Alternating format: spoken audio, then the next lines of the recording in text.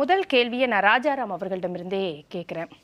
சமீப காலமாகவே பார்த்தோம் அப்படின்னு சொன்னால் அந்த காவல்துறை மேலே அட்டாக் அப்படிங்கிறது அதிகமாகவே இருக்குது. அதுவும் இந்த சம்பவங்கள்லாம் பார்க்கும்போது போதைப் பொருள்னால் அந்த கும்பல் கல் வீசி தாக்குதல் நடத்துறது, அதுவும் இளைஞர்களாக இருக்கிறாங்க. அப்போ நம்ம எப்படி புரிஞ்சுக்கிறது, காவல்துறையுடைய வீரியம் குறைந்திருக்கிறதா அல்லது போதைப் பொருள் கலாச்சாரம் மேலோங்கி இருக்கிறதா? அப்போ என்ன நிலைமை? அதாவது காவல்துறை மேலே நம்ம தவறு செஞ்சால் கடுமையான நடவடிக்கை எடுப்பாங்க, நீதிமன்றம் மூலமாக தண்டனை வாங்கி கொடுப்பாங்க அப்படிங்கிற பயம் குறைஞ்சி போச்சு. பயம் விட்டு போச்சு. அந்த பயம் விட்டு போனதுக்கு இந்த போதை கலாச்சாரமும் ஒரு காரணம். இந்த போதை கலாச்சாரம் அப்படிங்கிறது தமிழ்நாட்டை எடுத்துக்கிட்டால் கிட்டத்தட்ட 8 கோடி மக்கள் இருக்கோம் அப்படின்னு சொல்கிறோம். இந்த 8 கோடி மக்களில் கிட்டத்தட்ட 4 கோடி இளைஞர்கள். ஆக இந்த இளைஞர்கள் இந்த போதைக்கு அடிமையாகி இப்போ இந்த வரக்கூடிய சமுதாயமே கெட்டு போகக்கூடிய ஒரு சூழ்நிலையில் இருக்குது. இப்போது இந்த கஞ்சா அப்படிங்கிறது இப்போ லேட்டஸ்ட்டாக இப்போ ஒரு 2 or 3 இயர்ஸ்க்குள்ளே ரொம்ப பெரிய லெவலில் வளர்ந்துருக்கு. என்ன காரணம் அப்படின்னா, அதாவது அரசு மதுபான கடைகள் அது மூலமாக பழக்கமான போதை பிரியர்கள் இருக்காங்க. அந்த கொரோனா டயத்தில் எல்லாம் லாக்டவுன் ஆயிடுச்சு. அப்போ கடைகள் மூடப்பட்டது. இவங்களுக்கு அந்த சமயத்தில் போதையை தீர்த்துக்கிறதுக்கு, போதையை ஏற்றிக்கிறதுக்கு இவங்களுக்கு ஒரு வழி தேவைப்படுது. அப்போ இவங்ககிட்ட கையில் புழக்கத்துக்கு பணமும் கிடையாது. அப்போ குறைஞ்ச விலையில் இந்த கஞ்சா கிடச்சிது. 5 ரூபா 10 ரூபாய்க்கு ஒரு பொட்டலம் கிடச்சிது. அதை நோக்கி போக ஆரம்பித்தாங்க. கொரோனால அந்த காலகட்டத்தில் உலகமே முடங்கி போயிருக்கு. ஆனால் இந்த போதைப் பொருள் புழக்கம் மட்டும் அதிகமாக இருக்குது. ஆனால் போதைப் பொருள் அப்போ சாதாரணமாக தான் இருந்தது. அதுக்கு முன்னாடியே அது எந்த அளவுக்கு இருந்தோ அந்த அளவுக்கு தான் இருந்தது. ஆனால் இவங்க மொத்த பேரும் அதாவது டாஸ்மாக் ஷாப் அதெல்லாம் மூடப்பட்டனால அதில் யாரெல்லாம் குடிக்கிறாங்களோ அவங்க எல்லாருமே இந்த பக்கம் திரும்பினாங்க. ஆக திரும்பின உடனே என்னாச்சு, சீப்பாகவும் கிடச்சிது. அந்த உடனே இதோட தேவை ஜாஸ்தி ஆயிடுச்சு. நம்ம தமிழ்நாட்டை பொறுத்தவரை தேனி மலைக்காடுகளில் தான் இது உற்பத்தி ஆகும். இப்போது எராடிகேட் பண்ணிட்டாங்க, அந்த அளவுக்கு இல்லை அங்கே. இந்த சமயத்தில் இது தேவை அதிகமான உடனே வெளியே இருந்து இம்போர்ட் பண்ணி வந்தது. எங்கன்னா OTA பார்டர் அப்படிங்காங்க, ஒரிசா தெலுங்கானா ஆந்திரா பார்டர். அங்கே நம்ம ஊரில் நெல் பயிரை விளைவிக்கிற மாதிரி விளைவிக்கிறாங்க. இந்த துறையில் பழக்கப்பட்ட தேனி மாவட்டம் அந்த பகுதியை சேர்ந்தவங்க அங்கே போய் வேலை செய்கிறாங்க. அங்கே விளைய வச்சு அங்கேருந்து தமிழ்நாட்டுக்குள்ளே இம்போர்ட் பண்ணுறாங்க. தமிழ்நாட்டுக்கு ட்ரெயின் மூலமாகவோ லாரி மூலமாகவோ வேன் மூலமாகவோ கார் மூலமாகவோ கொண்டு வராங்க. இல்லை, இந்த கொண்டு வர்ற இடத்துல லாக் பண்ண முடியாதா? அதுதான் சொல்ல வரேன். அதுக்கு தான் நான் சொல்ல வரேன். இதில் என்னென்னா, டிரான்ஸ்போர்ட் ஆகி உள்ளே வருது இல்லையா, அங்கே வாங்குகிற விலை ஒரு கிலோ 2000 ரூபா தான். ஆனால் தமிழ்நாட்டுக்குள்ளே வந்தோடனே 40,000 60,000 அந்த ரேஞ்சுக்கு போயிடுது. ஆக இங்கே தேவைகள் ஜாஸ்தி இருக்கனால உள்ளே கொண்டு வரதுக்கு என்ன வழி, ஒரு நெட்வொர்க்கே இருக்குது.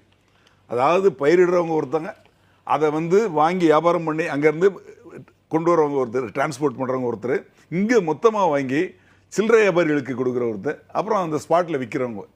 இந்த மாதிரி ஒரு பெரிய நெட்வொர்க்கு. இதில் அந்த அங்கேருந்து வெளிமாநிலத்தில் இங்கே வருது இல்லையா, நமக்கு தமிழ்நாட்டுக்கு வரக்கூடிய கஞ்சாக்களில் 90% இந்த OTA பார்டரில் தான் வருது.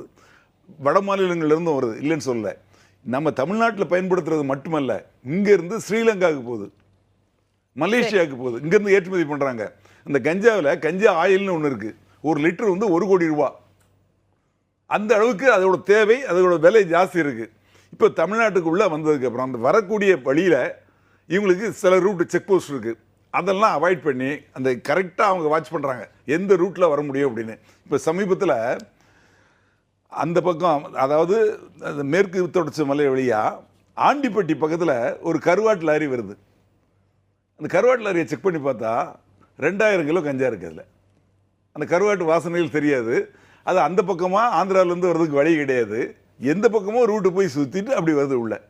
அது மாதிரி ஒவ்வொரு இடங்கள்ல இருந்தும் எப்படி எடுத்துகிட்டு வர முடியுமோ எடுத்துகிட்டு வராங்க. ஆனால் சார், அப்போ அவங்களுக்கு தெரியுது திருடனுக்கு எப்படி கொண்டு வரணும் அப்படின்னு தெரியுது அப்படின்னா, இங்கே இருக்க காவல்துறைக்கு அதை விட புத்திசாலி தானே, அதை எப்படி பிடிக்கணுங்கிறது தெரியும். அதான் சொல்கிறேன். அதாவது முன்னாடி 32 மாவட்டங்கள் இருந்து, ஒரு மாவட்டத்துக்கு ஒரு இன்ஸ்பெக்டர் லெவலில் தான் ஒரு ஆஃபீஸர் இருந்தாங்க. அவங்கள ஒரு 6 PC இருந்தாங்க. இப்போ 38 மாவட்டங்கள் ஆக்கிட்டாங்க. இந்த உள்ளே வரக்கூடிய இதை தடுக்க முடியல, பிடிக்க முடியல அப்படிங்கிறதுக்காக மதுவிலக்கு அமல் பிரிவு அப்படின்னு சொல்லிட்டு ஒரு ADGP தலைமையில் ஒரு ஸ்ட்ரென்த் இருக்குது. ஒரு மாவட்டத்துக்கு 3 யூனிட் இருக்குது. அதை இதோட மெர்ஜ் பண்ணிட்டாங்க. மெர்ஜ் பண்ணது மட்டும் இல்லை, ஒவ்வொரு மாவட்டத்துலேயும் ஒரு DSP லெவலில் ஒரு அதிகாரியை போட்டிருக்காங்க. ஆனால் இந்த அளவுக்கு பண்ணியும் இந்த உள்ள கஞ்சாவோட நடமாட்டமும் விற்பனையும் குறையலை. இப்ப அதுக்கு என்ன பண்ணலாம் சார்? குறையலங்கிறது அதுக்கு தான் சொல்றேன். இது நடவடிக்கைகள் வந்து அதாவது ஒன்று நீதிமன்றம் மூலமாக நடவடிக்கை அப்படிங்கிறது வந்து 2000 NDBS ஆக்ட்னு கொண்டு வந்தாங்க. அந்த ஆக்ட் பிரகாரம் கஞ்சாவோ ஒரு போதைப் பொருளை வச்சிருந்தா அவனுக்கு 10 ஆண்டுகள் தண்டனை, 5 லட்ச ரூபா அபராதம் அப்படிங்கிற மாதிரி அந்த சட்டம் இருந்தது. இப்போ வர வர வர எவ்வளோ பொருள் வச்சுருக்காங்களோ அதுக்கு இந்த மாதிரி தண்டனை. அதோட ஒரு கொடுமை என்னென்னா 10 கிராம் கஞ்சா ஒருத்தர் வச்சுக்கலாம் அப்படிங்கிறதுக்கும் கொண்டு வந்துட்டாங்க. ஆக நீதிமன்றம் மூலமாக தண்டனைங்கிறது குறைஞ்சிக்கிட்டு வருது. இன்னொரு விஷயம், அந்த குறிப்பிட்ட காலத்துக்குள்ளே ஒருத்தர் அரெஸ்ட் பண்ணுறாங்க, ரிமாண்ட் பண்ணுறாங்க. அந்த போதைப் பொருளை வந்து லேபுக்கு அனுப்புகிறாங்க. இந்த லேபுக்கு போய் அங்கேருந்து ரிப்போர்ட் வரணும். அதுக்கப்புறம் தான் சார்ஜ் ஷீட் போட முடியும். அது கோர்ட்டு மூலமாக தான் அனுப்ப முடியும். இப்போ அதிக அளவில் கேஸ் படிக்கிறதுனால அதிக அளவுக்கு அந்த கோர்ட்டு லேபுக்கு போகுது. அப்போ அவங்க ரிப்போர்ட் கொடுக்கறது லேட் ஆகுது. அது லேட் ஆகிறத பயன்படுத்தி வெளியே வந்துடுறாங்க. இது தவிர இது நடக்கிறதுலாம் ஒரு இடத்துல கஞ்சா விற்கிறாங்க அப்படின்னா அந்த ஏரியாவில் இருக்க இன்ஸ்பெக்டருக்கு தெரியாமல் நடக்காது, அந்த காவல்துறைக்கு தெரியாமல் நடக்காது. இப்பதான் முக்கியமான பாயிண்ட். அதான் சொல்கிறேன், நாங்கள் காவல்துறையில் 90% நல்லவங்க இருக்காங்க, 10% கெட்டவங்க இருக்காங்க. அவங்களோட துணையோட இது நடக்குது. இது மட்டும் இல்லை, கட்சிக்காரங்க, ரவுடிகள், இவங்களை வச்சு ஒரு சாம்ராஜ்யமே நடந்துகிட்டு இருக்கு. இப்போ அதனால தான் இளைஞர்கள் வந்து கெட்டு போகிறாங்க. ஸ்கூல் படிக்கிற பசங்க கூட கெட்டு போகிறாங்க. நம்ம அரசாங்கம் இவ்வளோ கஞ்சா பிடிச்சிருக்கோம், இத்தனை பேரை அரெஸ்ட் பண்ணியிருக்கோம், இவ்வளோ பொருளை சீஸ் பண்ணியிருக்கோம் அப்படின்னு சொல்கிறாங்க. அப்போ அதுலேருந்தே இதோட நடமாட்டம் என்ன இருக்குது அரசாங்கமே ஒத்துக்குது. அவங்க தானே பிடிச்சி அவங்க சொல்கிறாங்க. இப்போ சொல்கிறப்போயே இவ்வளோ பிடிபடுதுன்னா அப்போ அது எந்த அளவுக்கு மூவ்மெண்ட் இருக்குன்னு பார்க்கணும். இது கெட்டு போகாமல், இந்த இதை வந்து இளைஞர்கள் கெட்டு போகாமல் இருக்கணும்னா இதில் வந்து அரசாங்கத்துக்கு முக்கிய பொறுப்பு இருக்குது. காவல்துறையில் இந்த மாதிரி நடவடிக்கை எடுக்காத 3 AC, 30 அதர் ரேங்க்ஸ் அவங்களெல்லாம் மாற்றினாங்க. அப்படி இருந்தும் குறையல. இப்ப நடவடிக்கை எடுக்கல அப்படிங்கிறதுக்கு என்ன காரணம்? அவங்களுக்கு ஏதாவது அழுத்தம் வர்றதுக்கா, இல்ல அவங்க ஒரு ரிலாக்ஸேஷன் கொடுக்குறாங்களா? என்ன காரணமா? சரியான முறையில் இவங்க மேல நடவடிக்கை எடுக்கல, அவங்க ஏரியாவில் நிறைய விற்கிது, அவங்க கட்டுப்படுத்தல அப்படிங்கிறதுக்காக. அப்ப இது காவல்துறை மேல மட்டும் குற்றம் அப்படின்னு நம்ம போயிடலாமா? இல்ல இதை எப்படி எடுத்துக்கிறது? இவங்க நினைச்சா ஆக்ஷன் எடுக்கலாம், இவங்க நினைச்சா, காவல்துறை நினைச்சா தடுக்கலாம் அப்படிங்கிறதோட முடிச்சிட முடியுமா? அல்லது காவல்துறை அவங்க வந்து நடவடிக்கை எடுக்கணும்னு நினைச்சா கூட எடுக்க முடியல அப்படிங்கிற பாயிண்ட்டுக்கு வரீங்களா? அதாவது காவல்துறை வந்து அரசாங்கோட கட்டுப்பாட்டில் இருக்கு, அது தனியாக இயங்க முடியாது.